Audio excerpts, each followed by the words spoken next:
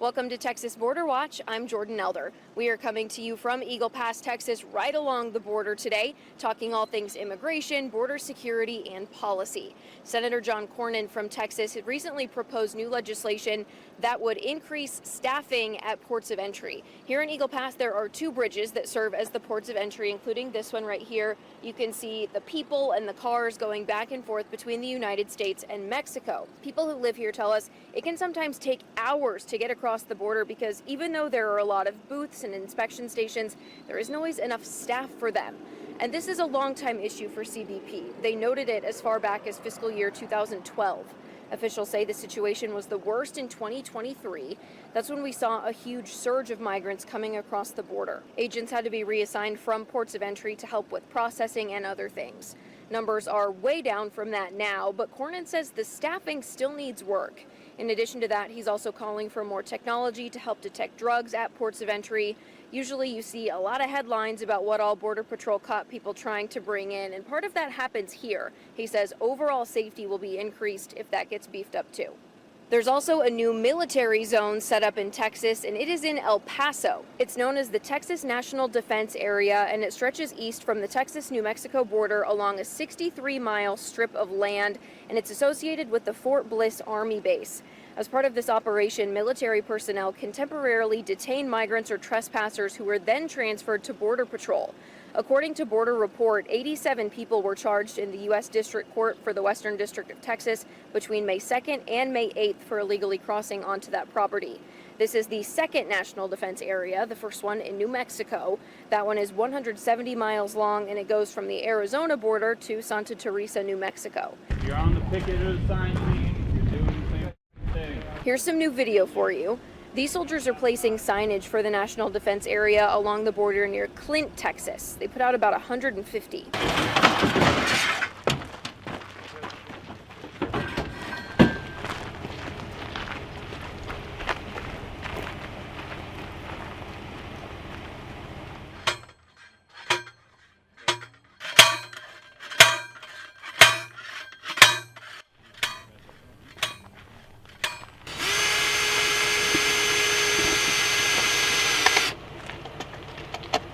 Now, one of the biggest benefits that we hear about from law enforcement on the border is that the military has a lot of surveillance resources.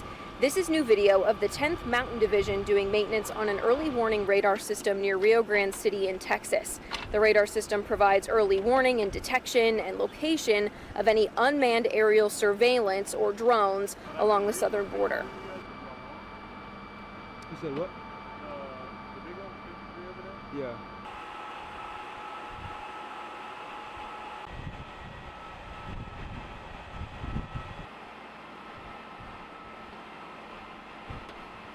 Now, on the other international bridge in Eagle Pass, one thing that you won't notice coming across right now is livestock, things like cattle, horses, and it's because of a tiny fly with very dangerous larvae. It's called a New World screwworm. If you're eating, you're going to want to put your food down. I spoke with Peyton Schumann with the Texas and Southwestern Cattle Raisers Association about the risk this bug poses not only to Texas animals, but the Texas economy. So I wish I could pronounce the Latin name for the New World screwworm, but I think the big thing to take away from it is in Latin. It is literally the, I think human eater is what it is. And so that's what, or man eater, I think. And so why they call it that is the New World screwworm.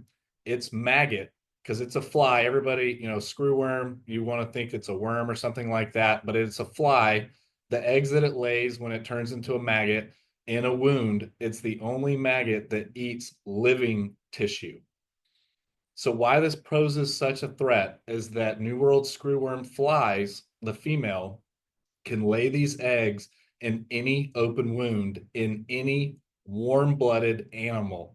And notice that I say they're animal, not mammal, because we're talking about birds, we're talking about pets, humans, livestock, wildlife, anything warm-blooded, it can lay in. And a lot of people are shocked, but we're talking about something as small as a tick bite. Any open wound, it can lay eggs in, to where then the maggot, why they call it a screwworm is the maggot kind of screws down into the flesh as it eats, making the hole bigger and bigger. I hope none of your audience is about to eat supper. And so they, it screws in there, it eats its fill, they fall out of the wound, they get into the ground where they pupate, and then the fly hatches from the ground, and then their life cycle continues. So, what is kind of the historical context of this? Have we seen these screwworms in the United States before? What was done there? How did we get to this point where we're at today, where we have had to close the border to certain animals because of this? So I'm not sure the exact date that or year that they were introduced to the US. I know that as far, as before World War II, that it was an issue. And so kind of the neat and cool history of it. They were trying to figure out ways to combat this animal that was decimating livestock and wildlife throughout the Southwest.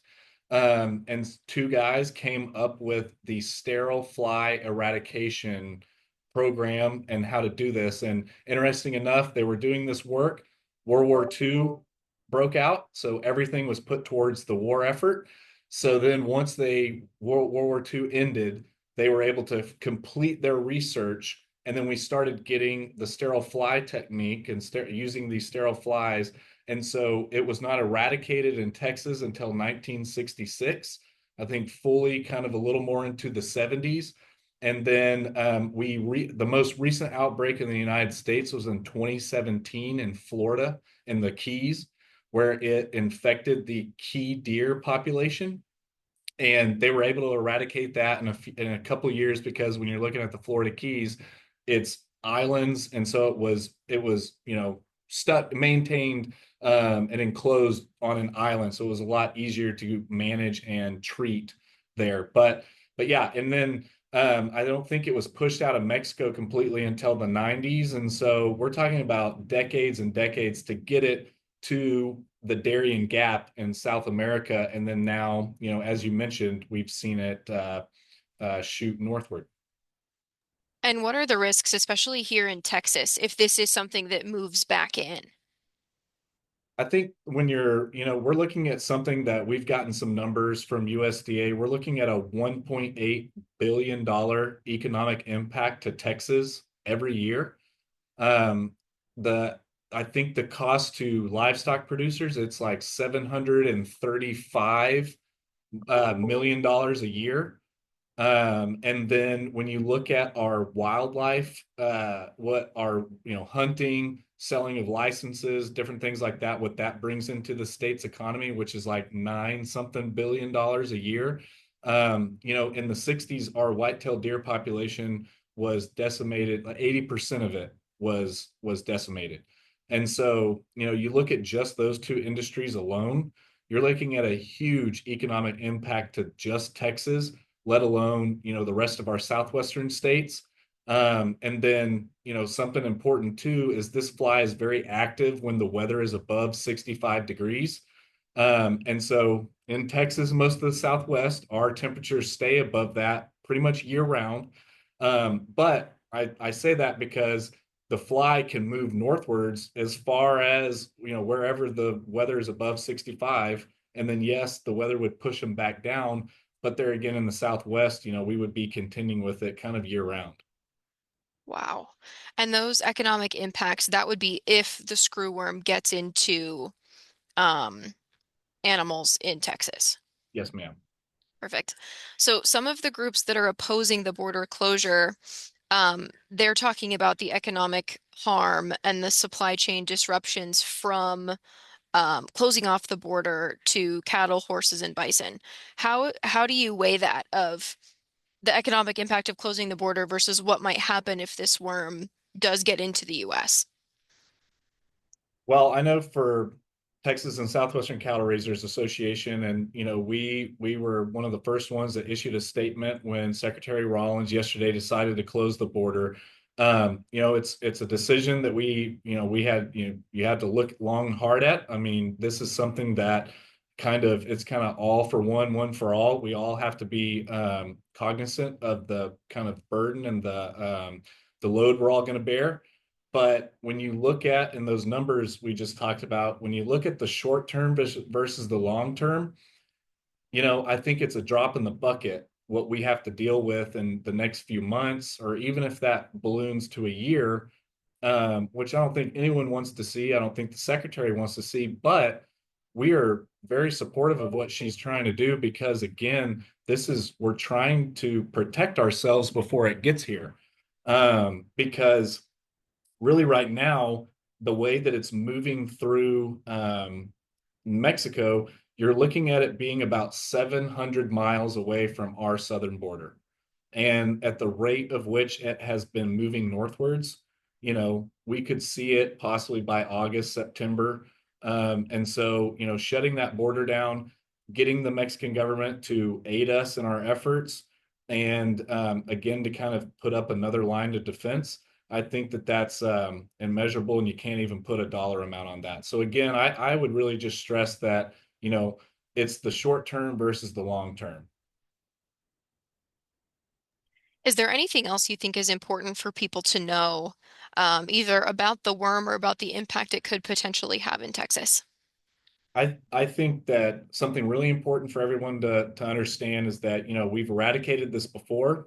And so we're definitely more than capable of combating it again this time around.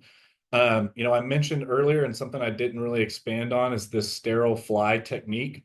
And so what that is they take the New World screwworm, they irradiate it, and then the male flies, they irradiate the male flies, which sterilizes them. Then they put these flies into a plane, and just like a crop duster, they disperse them over the infected areas where the thinking is, and we've seen it work this way. The sterilized male fly will then mate with the wild female fly. No babies or no eggs are produced.